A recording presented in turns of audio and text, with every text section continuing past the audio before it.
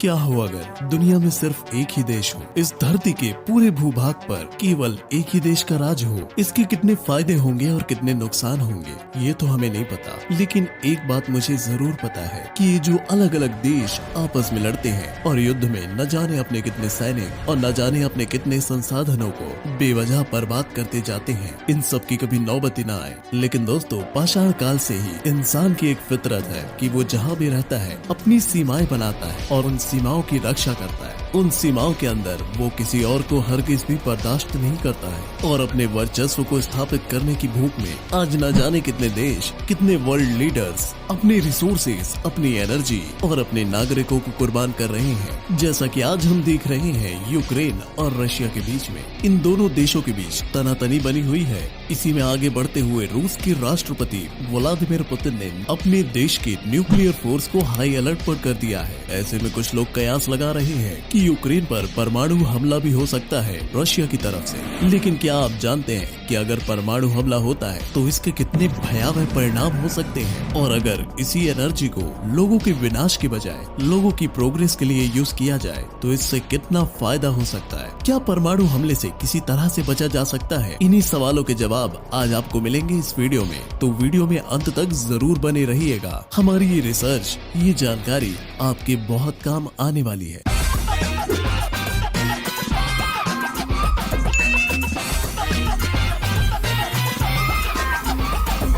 दोस्तों, परमाणु बम के हमले से होने वाले नुकसान से पहले हमें जानना पड़ेगा कि आखिर परमाणु बम होता क्या है। सन 1945 में अमेरिका के द्वारा जापान पर हिरोशिमा और नागासाकी जैसे शहरों में किए गए परमाणु हमले को देखकर पूरी दुनिया दहल उठी थी। क्षण भर में ही दोनों शहर शमशान में तब्दील हो गए थे, इमारतें बुरी तरह से तबाह हो गई थी और लाखों की संख्या में लोगों की मौत हो गई थी। खतरनाक रेडिएशन के प्रभाव से 1942 के अंत तक लोगों की जानें जाती रही। इतने वर्षों के बाद आज भी हिरोशिमा में हजारों की संख्या में लोग रेडिएशन पीड़ित हैं। इस घटना के बाद परमाणु बम को दुनिया का सबसे विनाशकारी हथियार समझा जाने लगा। लेकिन क्या आप जानते हैं परमाणु बम होता क्या है और ये कैसे काम करता है? परमाणु बम सामूहिक विनाश के लिए बनाया गया एक हथियार है जो परमाणु नाभिकों यानी एटॉमिक न्यूक्लियाई के विभाजन से उत्पन्न हुई एनर्जी का उपयोग करता है। इस प्रक्रिया को परमाणु विखंडन और अंग्रेजी में एटॉमिक फिजन कहते हैं, और यही बेसिक साइंस परमाणु बम को जन्म देता है। जब एक अकेला free neutron radio active material जैसे यूरेनियम या प्लूटोनियम एक परमाणु की न्यूक्लियाई से टकराता है तो ये 2 या 3 न्यूट्रॉन को फ्री करता है। जब न्यूट्रॉन न्यूक्लियाई से अलग होते हैं तो इनमें से एक एनर्जी रिलीज होती है और ये नए उत्पन्न हुए न्यूट्रॉन्स दूसरे यूरेनियम या प्लूटोनियम के न्यूक्लियाई से टकराते हैं और उसी तरीके से उनका विभाजन करते हैं, जिससे और भी ज्यादा एनर्जी और न्यूट्रॉन पैदा होते हैं और इसी एनर्जी का इस्तेमाल एक परमाणु हथियार विस्फोट के लिए करता है। आज पूरी दुनिया में 9 ऐसे देश हैं जिनके पास परमाणु हथियार हैं। उन देशों में United states of America, Russia, India, United kingdom, France, चीन, पाकिस्तान, उत्तर कोरिया, नॉर्थ कोरिया और इसराइल जैसे देश शामिल हैं, और उनमें भी रशिया के पास सबसे ज्यादा परमाणु हथियार हैं, जिनके दम पर वो आज भी पूरी दुनिया में अपनी धौंस जमाता है। और इस मामले में अमेरिका भी कोई दूध का धुला हुआ नहीं है। आखिर पहली बार हमले के लिए न्यूक्लियर बम का इस्तेमाल अमेरिका ने ही किया था। जापान के नागासाकी और हिरोशिमा शहरों को क्षण भर में ही शमशान में तब्दील कर दिया था, और आज रशिया और यूक्रेन के बीच में चल रही युद्ध के कारण पूरी धरती बहुत बड़े खतरे में है। क्योंकि आज के समय में देखा जाए तो पूरी दुनिया में कुल 15,000 न्यूक्लियर वेपन्स हैं, और आज की तारीख में अगर कोई भी देश एक भी न्यूक्लियर वेपन लॉन्च करने की हिमाकत करता है तो यकीन मानिए बाकियों को लॉन्च होने में ज्यादा वक्त नहीं लगेगा और हर तरफ तबाही ही तबाही हो सकती है। इसीलिए इस वीडियो में हम आपको बताने जा रहे हैं कि परमाणु हमले होने पर आप किस तरह से अपने बचने के चांस बचा सकते हैं, और अगर आप न्यूक्लियर अटैक से सर्वाइव कर जाते हैं तो उसके आगे आपको क्या करना है।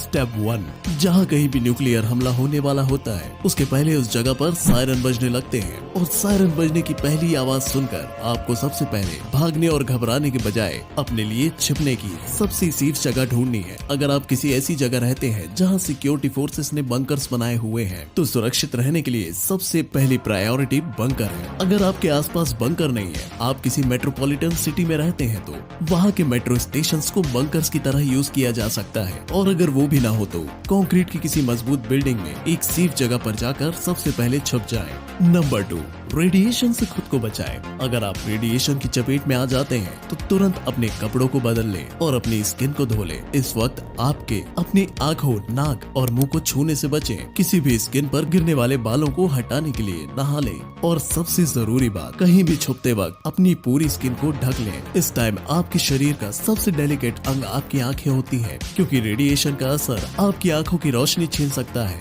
तो जितना हो सके अपनी आंखों को बंद रखें या आपके पास ग्लासेस हो तो उन्हें लगा के रखें। स्टेप 3, इंतजार करें। दोस्तों, भले ही ब्लास्ट हो चुका हो, आपको भले ही कोई हलचल न मिल रही हो, लेकिन आपको बाहर नहीं निकलना है, क्योंकि ब्लास्ट होने के बाद बाहर का टेम्परेचर इतना ज्यादा हो सकता है जो आपको बुरी तरीके से झुलसा सकता है, आपको 3rd डिग्री बर्न दे सकता है। और ब्लास्ट होने के बाद ही 40 से 50 किलोमीटर के एरिया में रेडियो एक्टिव डस्ट और रेडिएशन बहुत ही तेजी से फैल चुका होता है, जिसके कांटेक्ट में आने पर आपकी हालत मौत से भी बदतर हो सकती है। इसीलिए कम से कम 72 घंटों तक आपको बंकर्स, बेसमेंट या किसी शेल्टर में ही छुपे रहना है।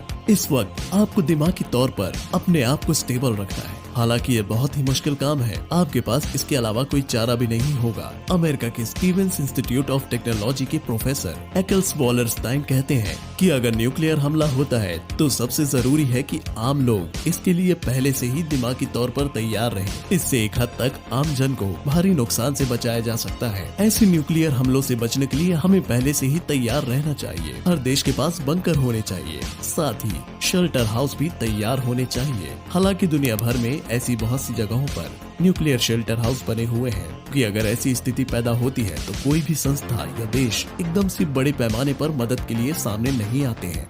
और आपको बताते चले कि दुनिया में एक ऐसा देश है जो न्यूक्लियर वॉर के दौरान भी अपनी पूरी की पूरी नागरिकों को बचा सकता है, और इसीलिए उसे safest country of the earth भी कहा जाता है। और वो देश कोई और नहीं बल्कि धरती पे ही स्वर्ग कहा जाने वाला स्विट्जरलैंड है, जिसने अपने देश में इतने बंकर्स बना रखे हैं कि वो स्विट्जरलैंड में रहने वाले हर नागरिक को कई महीनों तक उसमें रख भी सकता है और उनका पालन पोषण भी कर सकता है। साथ ही बचपन से ही स्विट्जरलैंड के नागरिकों को सिखाया जाता है कि जंग की स्थिति में उन्हें कैसे रिस्पॉन्ड करना है। स्टेप 4, अपने लिए संसाधन ढूंढे, जैसे खाने पीने की चीजें, मेडिकल किट्स और सबसे जरूरी पानी। लेकिन खुले हुए पड़े हुए पानी को आपको बिल्कुल भी यूज नहीं करना है, क्योंकि ये रेडिएशन संक्रमित होंगे।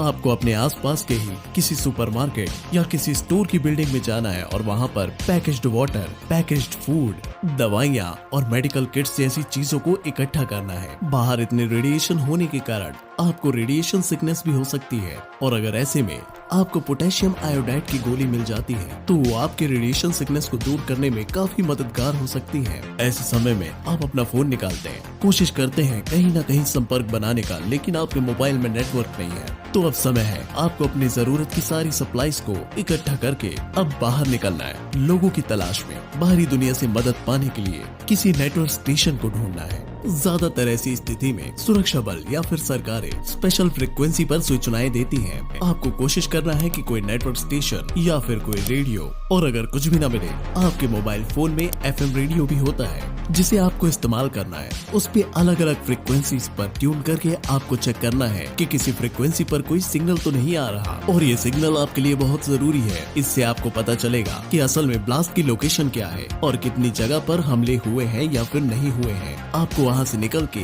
किस ओर बढ़ना है, कौन सी जगह आपके आसपास सेफ है, ये सभी इन्फॉर्मेशन आपको रेडियो ब्रॉडकास्ट के जरिए मिल सकती है।